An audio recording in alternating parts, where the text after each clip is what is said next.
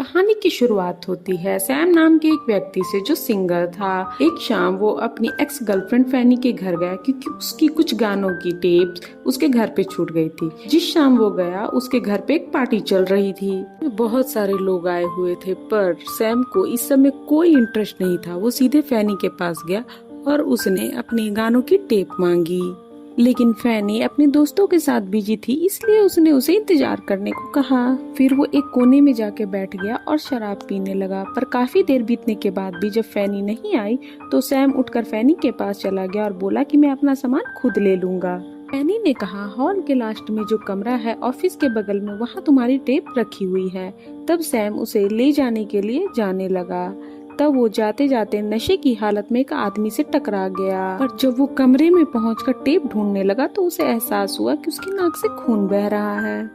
फिर उसने दरवाजा बंद किया और कुछ देर आराम करने के लिए लेट गया। लेकिन थोड़ी देर के बाद ही दरवाजे के बाहर से तेज तेज आवाजें आने लगी। लेकिन सैम शराब के नशे में था, इसलिए उसने कोई ध्यान नहीं दिया और पूरी रात वहीं सो गया। सुबह उठा तो वो अपना सामान लेकर दरवाजे की ओर बढ़ा। पर उसने जब दरवाजा खोला तो दरवाजा खोलते ही उसका दिल दहल उठा, क्योंकि जगह जगह खून पड़े हुए थे और वहाँ पे कोई नहीं था। पर वो वहाँ से निचले माले पे गया तो उसने देखा कि फैनी और उसके कुछ दोस्त रातों रात ज़ॉम्बी में बदल गए थे। सैम ने जब फैनी को बुलाया तो अचानक से उसकी आवाज सुनकर सारे ज़ॉम्बी एक साथ सैम पे हमला करने के लिए दौड़े। पर सैम ने जैसे तैसे भागकर खुद को फैनी के घर में बंद कर लिया। तब उसकी नजर सामने वाले घर पे पड़ी, जहाँ से कुछ लोग भागने की कोशिश कर रहे थे। पर वो जैसे ही भागने के लिए बाहर निकलते हैं तो ज़ॉम्बीज़ ने उन पे हमला किया और उन्हें बहुत ही बेरहमी से मार डाला। इससे सैम काफी डर गया और वो समझ गया कि इस घर से बाहर निकल मौत के मुंह में जाने जैसा है। आखिरकार उसने घर की साफ सफाई की और फर्श पे लगे खून के धब्बों को साफ किए। फिर अचानक से एक जोरदार धमाका हुआ और फर्श हिलने लगा। उसमें एक छेद हो गया था। जब छेद से उसने झांक कर देखा तो उसने देखा कि एक बूढ़ा आदमी जो मर चुका है। आखिर वो जानना चाहता था कि ये माजरा क्या है। एक पाइप की मदद से उसने उस छेद को बड़ा किया और नीचे उतरा तो उसने देखा कि उसकी वाइफ भी एक ज़ॉम्बी बन चुकी थी, जिसे मारकर वो खुद मर गया। खैर सैम ने फिर सारा खाने पीने का सामान इकट्ठा किया और सुरक्षा के लिए उस बूढ़े आदमी की बंदूक भी ले ली। फिर उसने सारा जरूरी सामान उठाया और उसने फिर उस माले की सभी कमरों की तलाशी ली। फिर वो फैनी के रूम में जाने लगा, पर लिफ्ट में पहले से एक बूढ़ा ज़ॉम्बी था। सैम को उससे कोई खास खतरा महसूस नहीं हुआ, लेकिन उसने लिफ्ट में एक बेल्ट बांध दी जिससे वो बाहर ना आ सके। फिर सैम ऊपर वाले माले से देखता है कि पूरे पेरिस पर ज़ॉम्बी ने हमला कर दिया था। थोड़ी सी भी हलचल सुनते ही वो वहाँ पहुँच जाते थे हमला करने। सैम के पास कोई भी नहीं था बातचीत करने के लिए, इसलिए उसने अपने पुराने ही गाने को सुनकर आनंद लिया। उसने हिसाब लगाया कि उसके पास कितने दिन का राशन है। फिर बाद में वो अकेलेपन से इतना परेशान हो गया कि गुस्से में आकर वो जोर जोर से ड्रम बजाने लगा। शायद वो नहीं जानता था कि इसकी आवाज सुनकर ज़ॉम्बी उस तक भी पहुंच सकते हैं। फिर कई दिनों तक ड्रम बजाकर और नकली बंदूक से ज़ॉम्बी को डराकर कई दिनों तक वो अपना गुजारा करता रहा। एक दिन जब सैम नहा रहा था तो अचानक से पानी खत्म हो गया। अब उसे पानी का जुगाड़ खुद करना था, तो उसने छत पर डब्बे, बाल्टी, काफी कुछ रखा जिससे बारिश का पानी जमा हो सके।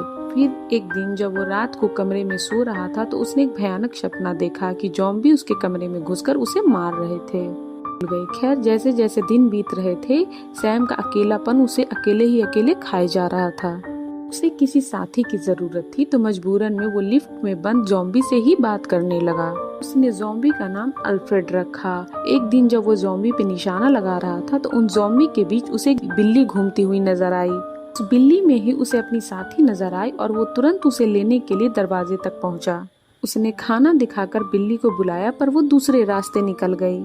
फिर वो उसे पकड़ने खुद बाहर निकला, पर एक साथ कई ज़ॉम्बीज़ ने उस पे हमला बोल दिया। खुशकिस्मती से जैसे तैसे भागकर सैम ने बिल्डिंग में घुसकर अपनी जान बचाई। बड़ी मुश्किल से उसकी जान बची थी, इसलिए उसने गुस्से में आकर उस बिल्ली को ही उड़ा दिया। भागते वक्त उसके पैर में चोट लग गई थी और वो काफी घबरा रहा था कि अगर उसे किसी ज़ॉम्बी ने काट लिया होगा तो बहुत ही जल्द वो भी ज़ॉम्बी बन जाएगा। उसने सोच लिया था कि वो ज़ॉम्बी बनकर तो नहीं जिएगा और वो सो गया। जब सोकर उठा तो उसने देखा कि उसके शरीर पर सिर्फ थोड़ी बहुत खरोंचें थी। फिर उसकी सांस में सांस आई और वो पागलों की तरह हंसने लगा। धीरे धीरे समय बीतता गया और अब सर्दियों का मौसम आ गया। अब सैम को गर्माहट की जरूरत थी। धीरे धीरे उसने जुगाड़ लगाना शुरू किया और घर में आग जलाई। गर्म पानी से नहाकर उसकी थोड़ी थकान दूर हुई। इतने समय से अकेले रहकर अब सैम अपना मानसिक संतुलन खोने लगा था। उसने शराब पीना शुरू कर दिया और अक्सर वो अपना गुस्सा अल्फ्रेड पर निकालने लगा। फिर उसे एहसास हुआ कि उसने काफी समय से कोई इंसान या ज़ॉम्बी को नहीं देखा है। ड्रम बजाकर चेक करने का सोचा। जैसे ही उसने ड्रम बजाना शुरू किया, हजारों ज़ॉम्बी उसकी तरफ दौड़े। वो तो एक दूसरे पर चढ़कर सैम को पकड़ना चाहते थे, पर फिर भी सैम गुस्से में आकर ड्रम बजाता रहा। रात को जब वो सो रहा था तो बाहर से बहुत सारी आवाजें आने लगी। सैम डर कर उठ गया और दरवाजे की ओर उसने गोली चला दी। पर उसने जब दरवाजा खोला तो उसके होश उड़ गए कि उसी की गोली एक औरत को लगी थी जो उसी की तरह ज़ॉम्बी से बचते बचाते यहाँ तक पहुँची थी। उसे बहुत पछतावा हुआ। तुरंत वो उस लड़की को उठाकर अपने बिस्तर पर ले आया। फिर उसने बड़े ध्यान से गोली निकाली और उसके जख्म पर मरहम पट्टी की। सैम की नजर फिर उसके बैग पे पड़ी जिसमें एक हुक और काफी लंबी रस्सी थी। फिर वो समझा कि ये लड़की रस्सी के जरिए एक छत से दूसरे छत तक पहुंची है। सुबह जब सैम ने उठकर देखा तो वो लड़की धीरे धीरे ठीक हो रही थी। उस लड़की ने अपना नाम सैरा बताया। फिर दोनों बातें करने लगे। बातों बातों में सैरा ने बताया कि मैंने बहुत सारे लोगों को देखा है जो ज़ॉम्बी से बचकर भाग निकले, लेकिन अकेलेपन और डर की वजह से काफी लोग अपना मानसिक संतुलन खो चुके हैं। फिर सैम ने भी उसे बताया कि उसने कैसे कैसे यहाँ अपना समय काटा है। फिर सैम ने सारा को अल्फ्रेड से मिलवाया और बताया कि कैसे वो इससे बातें करके अपना मन हल्का करता है। फिर जैसे जैसे समय बीता सैम और सैरा एक साथ समय बिताने लगे और एक दूसरे के दुख के साथी बन गए। वो साथ में गाना गाते और साथ में ही खाना खाते और उसके बाद सैम शाम में अल्फ्रेड से मिलकर अपने दिल की बातें करता। कुछ दिनों बाद जब सैम ने राशन का हिसाब लगाया तो उसे पता चला कि राशन जल्द ही खत्म होने वाला है। फिर वो अपनी बिल्डिंग के सबसे निचले हिस्से में पहुंचा जहां बहुत सारे ज़ॉम्बीज रहते थे। उसने दरवाजे में एक होल किया और सभी ज़ॉम्बीज को मार डाला। उसके बाद वो अंदर घुसा और उसे जो भी राशन नजर आया वो अपने साथ इकट्ठा करके अपने घर ले आया। घर पहुँचने के बाद उसे सारा कहीं दिखाई नहीं दी। फिर वो सैम उसे हर जगह ढूंढने लगा पर फिर भी वो उसे कहीं नहीं दिखाई दी। फिर वो छत पे पहुंचा। छत पर सारा एक कोने में उदास बैठी हुई थी और उसने सैम से कहा कि क्या इस भयानक दुनिया के आगे भी कोई दुनिया है? ये हम कभी भी शायद नहीं जान पाएंगे। सैरा ने यहाँ से जाने का फैसला किया। सैम उसे बहुत रोका पर वो अपना मन बना चुकी थी यहाँ से जाने का। सैरा ने सैम से कहा कि अगर तुम यहाँ से नहीं निकले तो या तो मारे जाओगे या तो पागल हो जाओगे। सैम ये सब सुनकर गुस्से में वहाँ से चला गया। फिर जब उसे अपनी गलती का एहसास हुआ तो वो फिर से सैरा के पास गया और माफी मांगने लगा। फिर जब वो दरवाजा खोल के जाता है तो देखता है कि सैरा बिस्तर पर बेजान पड़ी थी। तब उस सैम को एहसास होता है कि अब तक उसने जो भी सैरा से बात की वो सब उसका वहम था। असल में तो वो उसी दिन मर गई थी जब सैम ने उसे गोली मार दी थी। ये सब देखकर सैम का दिल दहल गया और उसने बहुत ही हिम्मत करके सैरा के शरीर पर चादर बिछाई। फिर उसे उसका सामान देखने पे उसे एक कैमरा मिला जिसमें सैरा की परिवार की खूबसूरत तस्वीरें थी। फिर उसने सैरा की सलाह मानने का फैसला किया और इस बिल्डिंग से बाहर निकलने के लिए तैयार हुआ। निकलने से पहले उसने अपने सारे गानों की टेप जला दी और अपनी पुरानी जिंदगी को अलविदा कहा। फिर उसने अल्फ्रेड को भी आजाद कर दिया। अल्फ्रेड भागकर एक घर में छुप गया तो उसने भी उसे दरवाजा बंद कर दिया।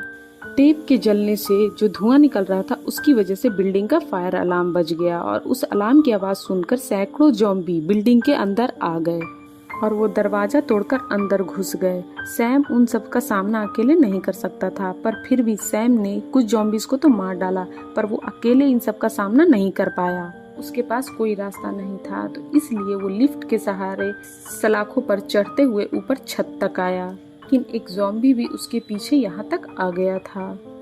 सैम ने उसे एक पत्थर से मार के वहाँ से हटाया और जैसे तैसे छत पे पहुँचा। फिर उसने रस्सी फेंककर दूसरी वाली छत पे रस्सी फंसाई और वो जैसे ही कूदने के साथ ही वो सामने वाली बिल्डिंग की दीवार से जा टकरा गया और हवा में ही लटक कर बेहोश हो गया। देर बाद जब उसे होश आया तो उसने अपनी पूरी ताकत जुटाकर जैसे तैसे वो छत पे पहुंचा। वहाँ से उसने पूरे पेरिस का नज़ारा देखा और उसने तब तक आगे बढ़ने का फैसला किया जब तक वो अपने जैसे और इंसानों को नहीं ढूंढ लेता। अगर वीडियो पसंद आई हो तो चैनल को लाइक करें, सब्सक्राइब करें। मिलते हैं अगली वीडियो में।